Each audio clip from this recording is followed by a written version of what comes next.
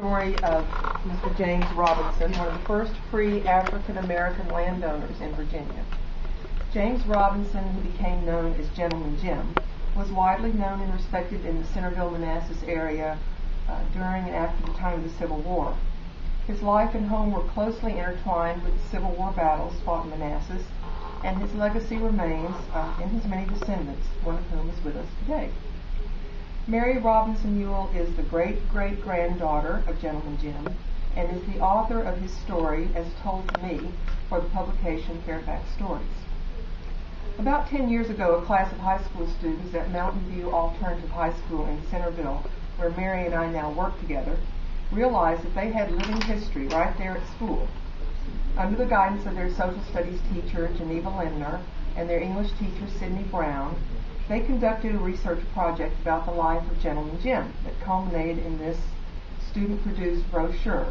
And there are copies of this over there on the table for you to take if you'd like later. As mentioned in the brochure, a marker now stands on Route 29 between Centerville and Warrenton, near the site of the old Robinson home.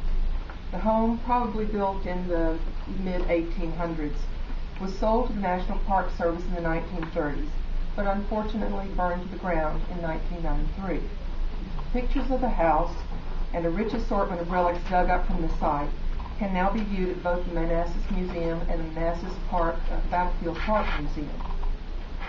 Fortunately for us, his great-great-granddaughter is not housed in the museum, and is with us today to share a piece of the oral history that has been passed down through 4 generations of her family. I give you Mary Robinson Ewell. Good afternoon. I'm so glad to be here. I can't say I have always been proud of who I am and who I was because when I grew up and I was told about slavery, it wasn't something that I saw any place I wanted to be. And but today I have to tell you that I am so very, very proud of my great-great-grandfather, Gentleman Jim. I don't know, I'm going to tell you why. And it's because he was born a free African-American slave. At birth, his father, who we believe was Landon Carter, gave him 9 acres. His mother was a slave. Gentleman Jim grew up in the Landon Carter home. And in that home, Landon Carter and his wife had 2 daughters. And their daughters were educated by a man named Robinson, who was brought here from England. And my grandfather, he would always be around, and he learned to read and write. And he prospered greatly from that. He became an entrepreneur. He met my grandmother, whose name was Susan Gaskins.